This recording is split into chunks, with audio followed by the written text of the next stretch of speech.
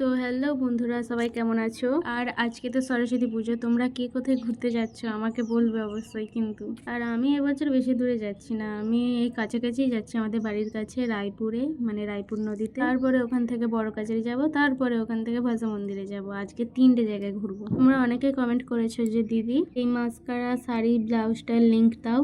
আমি link comment বক্সে দিয়ে দিয়েছি, তোমরা অবশ্যই চেক করে নেবে। আর ওয়েট, তোমরা কি একটা জিনিস লক্ষ্য করেছো? আমি জানি তোমাদের অনেক আগেই লক্ষ্য করা হয়ে গেছে যে আমার এই চুল বাঁধা। আমি এই চুল বাঁধাটা বেঁধেছি কারণ সরস্বতী পুজোর সময় চুলটা একটু পাকানো থাকবে, ওই জন্য আমি বেঁধেছি চুলটা। আমি 2 দিন আগে বেঁধেছি এই চুলটা, শ্যাম্পু করে 2 দিন আগে বেঁধে নিয়েছি। তারপরে মাথা ভিজাই না, আমি শুধু চান করে উঠে যাই। তো সরস্বতী পুজোর জন্য কখন রেডি হবে তোমরা? আমি তো এখনো রেডি হইনি, আমার বর আসলে আমি রেডি হব। আর এই যে এই হাতে আমার যে 2টো পুতুল আছে দেখতে পাচ্ছ, এই পুতুল দুটো আমি মিলন মেলাতে কিনেছিলাম বারুইপুরে। একটা হচ্ছে বরকির মেয়েকে দেবো আর একটা আমি রেখে দেবো।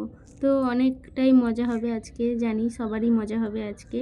আর এই দেখো আমি হাতে মেহেন্দি করেছি, আর ডান হাতটা এখনো মেহেন্দি করিনি, বসে বসে করবো এবারে। তারপরে রেডি হয়ে সোজা রায়পুর যাব। কে কে যাচ্ছ অবশ্যই বলবে আমাকে কমেন্টে।